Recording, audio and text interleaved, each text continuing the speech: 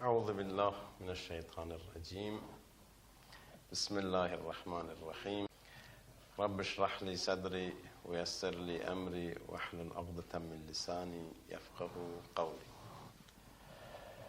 Bon, aujourd'hui, on va commencer le premier cours. Le titre du cours, savoir vivre en islam. Savoir vivre selon l'islam. Hein?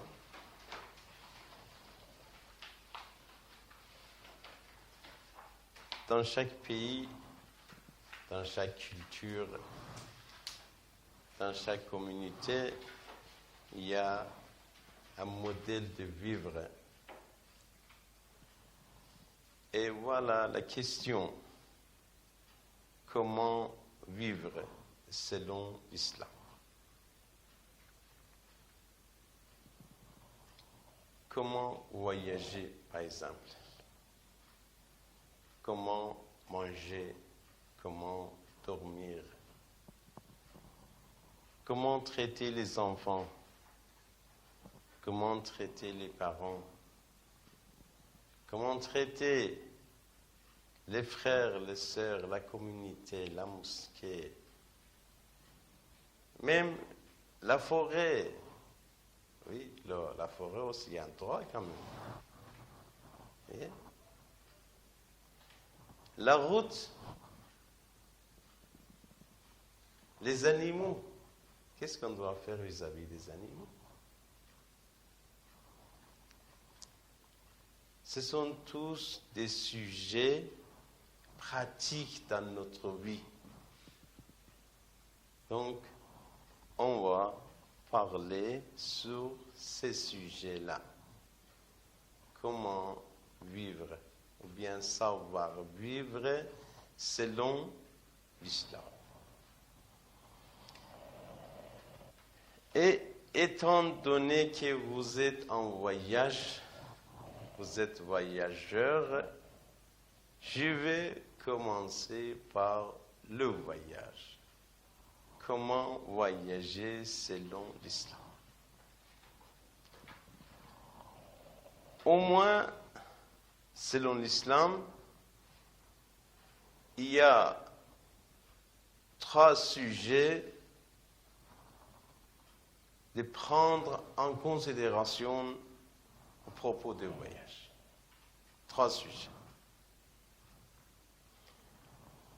Comment voyager?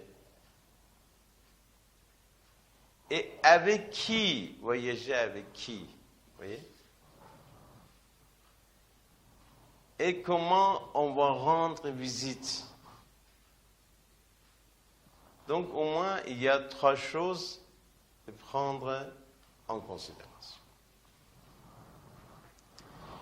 Et tout d'abord, pourquoi on voyage? Pourquoi on voyage? Qu'est-ce qu'il y a dans le voyage? Normalement, tout le monde aime voyager, n'est-ce pas? Tout le monde, surtout les jeunes. Ils aiment bien voyager. Pourquoi? Pourquoi vous aimez voyager?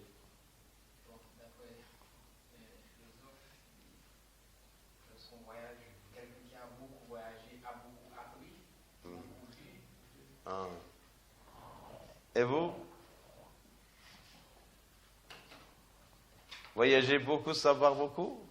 Voyager plus, savoir plus? On peut dire ça? Ah. Plus vous voyagez, plus expérimenté. On peut dire ça aussi, n'est-ce pas? Oui, en fait, tout d'abord, être humain en tant qu'être humain, il a envie de quoi? De découvrir des choses qui sont nouvelles normalement, de voir qu'est-ce qui se passe ailleurs. C'est une chose naturelle qui existe dans le monde, dans l'être humain. Il aime bien découvrir, n'est-ce pas?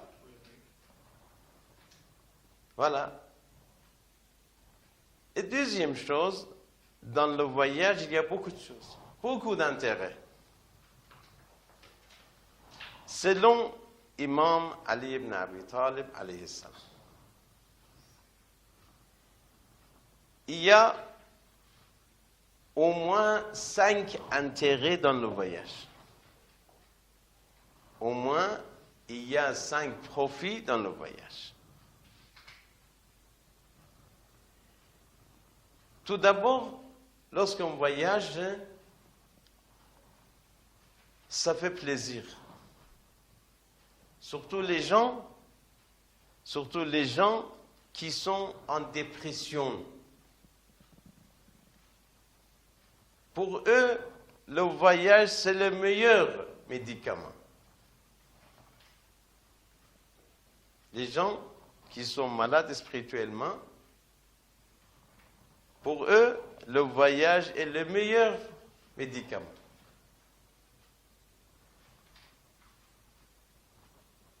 Je vous raconte une histoire. Il y a un monsieur qui était malade. Il avait cancer à l'estomac. Le docteur, il a dit, tu vas mourir dans un mois. Il dit, d'accord, c'est pas grave. Mais quand même, dans un mois, je vais profiter de la vie. Il vivait en Amérique. Qu'est-ce qu'il a fait? Il a fait fabriquer un cercueil. Vous connaissez c'est quoi un cercueil? Cercueil dans lequel on porte quoi? Les morts, les cadavres. Bon. Il est monté dans le bateau avec son cercueil. Il a dit, voilà, je vais faire ma vie. Une fois que je suis mort, vous me mettez dans ce cercueil, vous me jetez quoi? Dans la mer. Mais ce monsieur-là, il voyage 1 mois, 2 mois, 3 mois, 4 mois, 5 mois, 6 mois. Il retourne à son pays en bonne santé. Grâce à quoi? Donc la première chose qu'on peut gagner dans le voyage, c'est le plaisir et la santé. C'est pour cela que nous avons un hadith qui dit Safiru tasahu. Safiru tasahu. Voyagez afin que vous retrouvez la santé. Vous voyez? Safiru, c'est voyager. Tasahu, Sihha, c'est-à-dire la santé. C'est hadith. Vous savez c'est quoi hadith? C'est quoi hadith? Les hadiths, ce sont des textes laissés par soi et les arrobés sur les compagnies du prophète. Oui. Les hadiths, c'est-à-dire les paroles des infaillibles. Hein? Vous savez c'est quoi infaillible? Oui, les arrobés. Hein, voilà. Soit Rasulullah, soit les gens d'Ahl al-Bayt, alayhi salam. Voilà. Donc dans le hadith, il dit Safiru tasihu. Voyager pour gagner, afin de quoi? Afin de retrouver la santé. Vous voyez? Donc, premier intérêt dans le voyage, c'est quoi ça? C'est le plaisir et retrouver la santé. Selon l'imam Ali alayhi salam. Et deuxième chose, dans le voyage, on peut gagner la vie. On peut gagner la vie. Par exemple, actuellement, il y a beaucoup de monde, beaucoup d'Indiens à Madagascar, à Tanzanie, à Kenya, même peut-être chez vous, il y a des Indiens, bien des Libanais par exemple. Pourquoi ils ont voyagé? Pour gagner la vie. Et c'est vrai, ils sont les plus riches partout. Par exemple, les Libanais en Argentine, ils sont les plus riches. Alors que lorsqu'il a quitté son pays, il était comme ça, comme moi, sans rien. Vous voyez? Mais quand même, il est riche. Les Indiens qui habitent à Madagascar actuellement, ils sont les gens les plus riches Alors que leurs papas, lorsqu'ils sont arrivés à Madagascar, ils ont été vraiment en plat, pauvres, pour chercher un boulot. Vous connaissez quoi, boulot? Pour chercher un boulot, ils ont voyagé de l'Inde jusqu'à Madagascar. Mais maintenant, ils sont les plus riches. Donc, dans le voyage, il y a quoi? On peut gagner la vie. Deuxième chose. Et troisième chose, on peut augmenter notre connaissance. On peut augmenter notre connaissance. On ne peut pas trouver toutes choses partout. On ne peut pas trouver. Il faut voyager. Pour une science, par exemple, spatiale, il faut aller, par exemple, dans un pays occidentalisé, par exemple en France, par exemple. Mais, pour le moral, pour savoir l'islam, il faut aller, par exemple, en Égypte, en Iran, en Rome. Vous voyez? En plus, lorsqu'on voyage, toujours on apprend quelque chose. Ça fait 3 jours que vous êtes là, n'est-ce pas? Mais quand même, il y a un grand changement. Si vous retournez même dans 2 jours dans votre pays, vous avez beaucoup de choses à raconter. Donc, dans le voyage, il y a quoi? Il y a connaissance, hein? Voilà. Et quatrième chose, dans le voyage, il y a la politesse. Comment traiter les gens? Lorsqu'on vit dans un village, on est très loin de quoi? De la communauté, de la société. Mais c'est dans la société qu'on apprend la politesse. Comment rencontrer, comment raconter, comment rendre visite, comment rendre respect, comment. Tout ça, vous voyez, tout ça revient lorsqu'on vit dans la communauté, avec les gens. C'est dans le voyage qu'on apprend comment traiter les gens.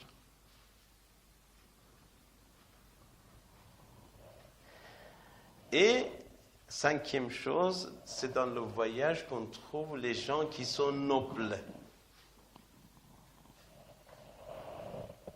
On gagne beaucoup de choses avec les compagnons. Les compagnons, dans la vie, sont très, très importants. Un voyage avec un savant, ça va nous changer toute la vie. Vous voyez? Alors, selon l'imam Ali alayhi salam, dans le voyage, il y a combien de profits? Au moins 5 profits. Hein? Tout d'abord, c'est bon pour la santé. Hein? Deuxièmement, quoi? On peut gagner la vie. Et troisième? Voilà. 4e? Et 5e? Rencontrer les gens qui sont nobles. En plus, lorsqu'on voyage, on est plus proche de Dieu. Lorsqu'on voyage, on est plus proche de Allah. Selon Rasulullah sallallahu alayhi wa alihi wa sallam, il y a 3 invocations qui ne seront pas refusées. C'est-à-dire, il y a 3 cas où tu fais dua, Allah, il ne va pas refuser. Celui d'opprimer. Vous savez c'est quoi opprimer? Voilà.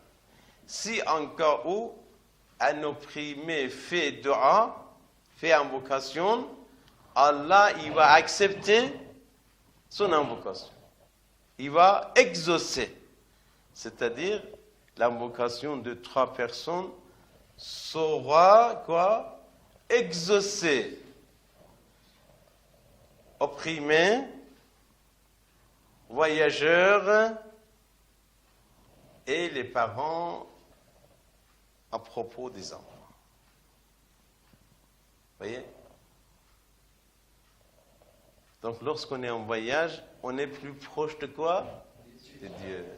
C'est à cause de ça qu'Allah exauce notre invocation.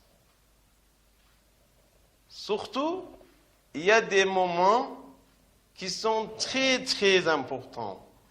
C'est avant l'aube. Avant l'aube, c'est le meilleur moment pour faire dua ou bien invocation.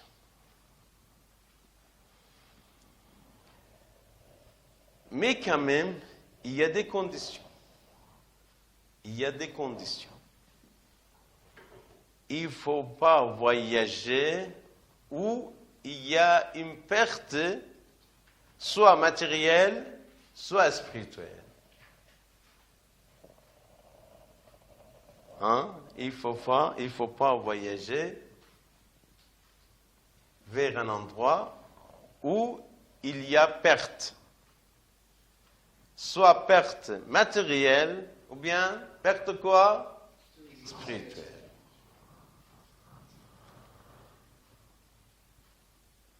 Selon Imam Ali ibn Abi Talib alayhi salam, il ne faut pas voyager où ce qu'on a peur pour notre prière. Parce que la prière est très importante dans l'islam. Il ne faut pas toucher la prière. Très important.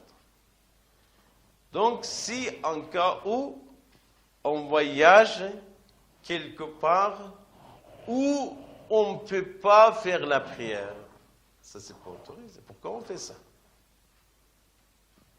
Parce que salat, la prière, est très importante.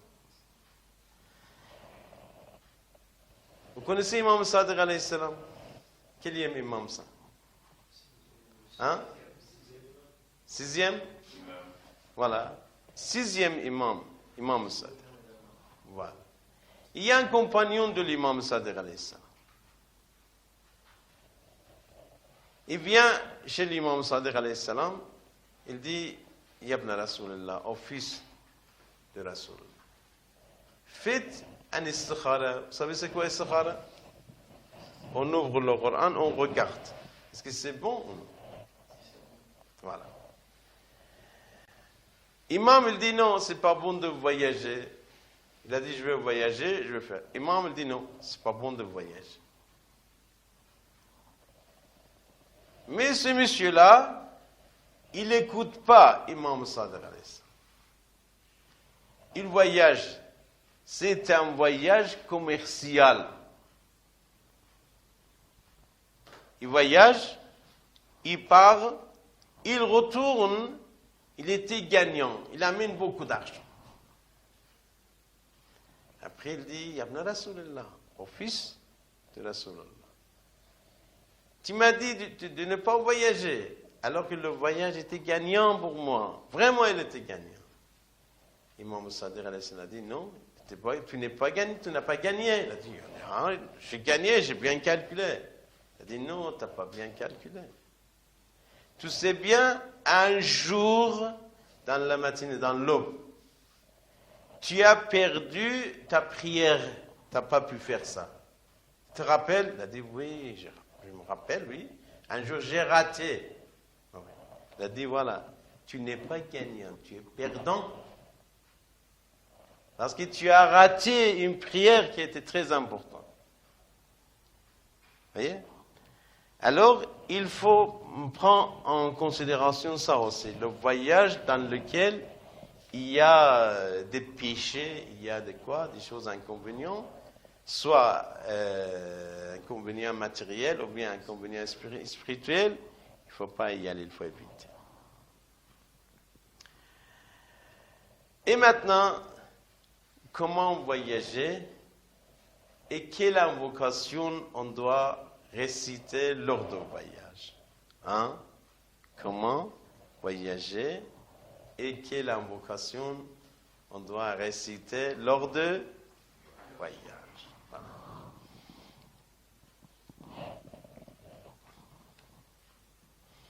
Selon Imam Ali ibn Abi Talib alayhi salam,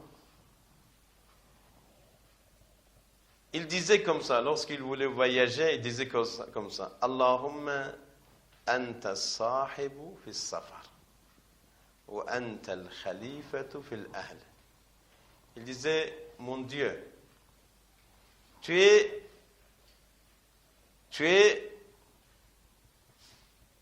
ma compagnon dans le voyage. C'est toi qui m'accompagnes dans le voyage. Et c'est toi mon successeur dans ma famille. Vous voyez? Allah est comme ça. Il est avec nous dans le voyage.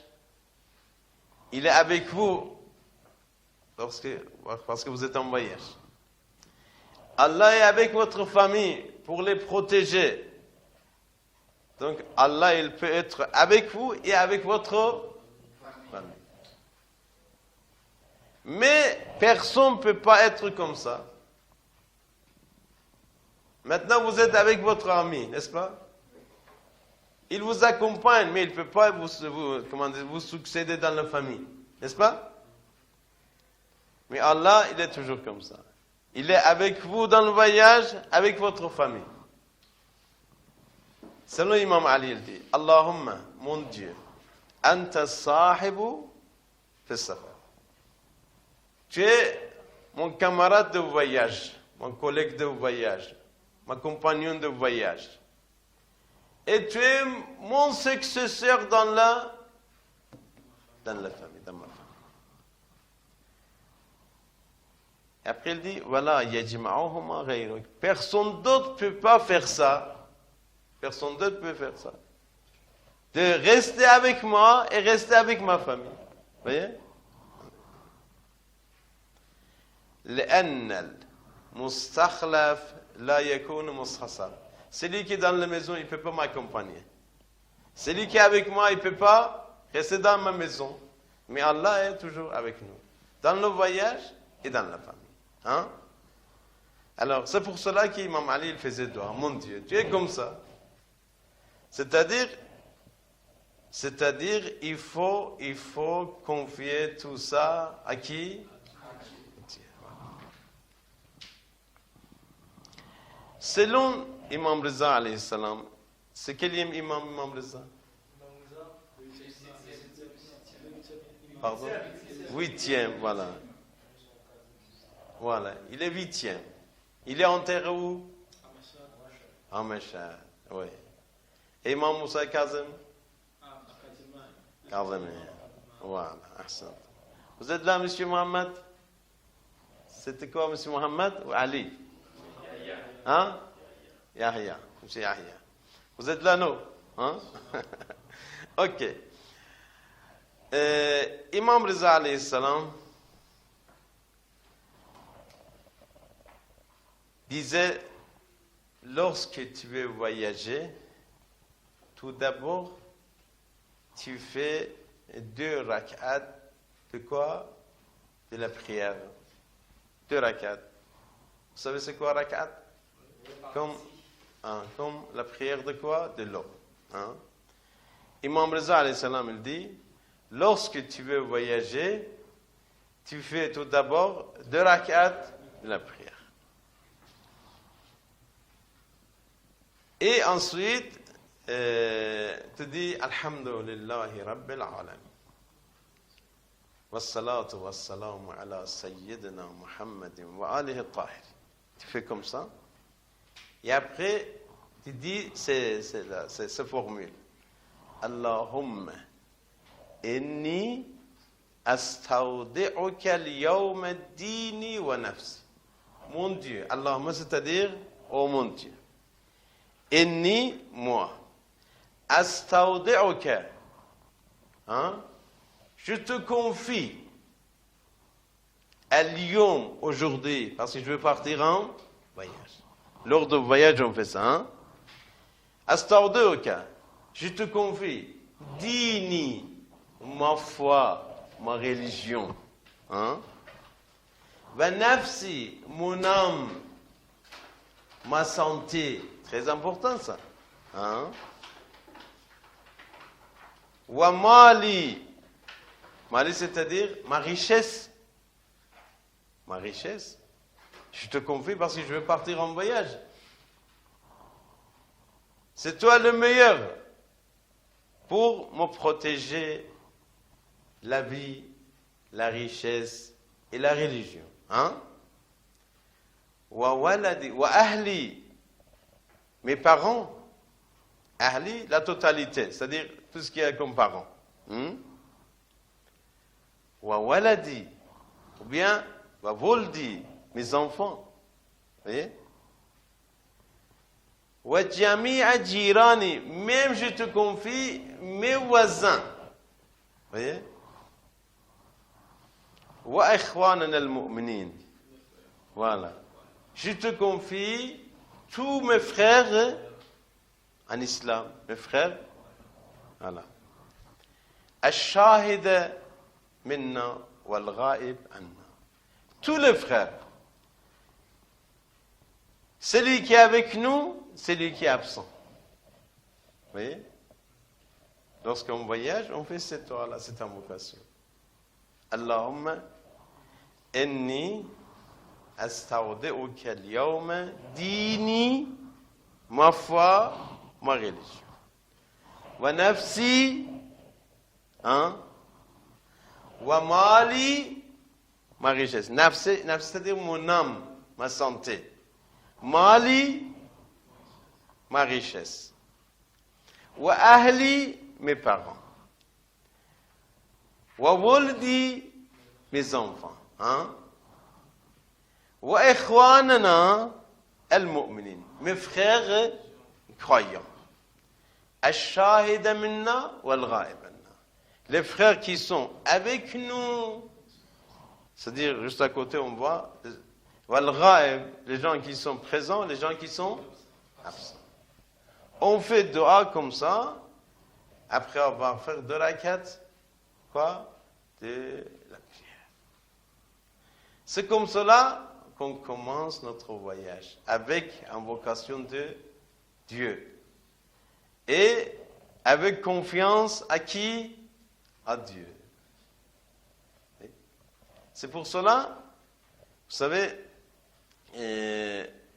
les 10 premiers jours de Dhul Hajjah, lorsque les Hajj, ils partent à la Mecque, pour nous, les gens qui ne partent pas, chaque nuit, il y a 2 rakats. 2 rakats de la prière, dans lesquels on récite. Vous voyez? Donc je vais parler, Inch'Allah, encore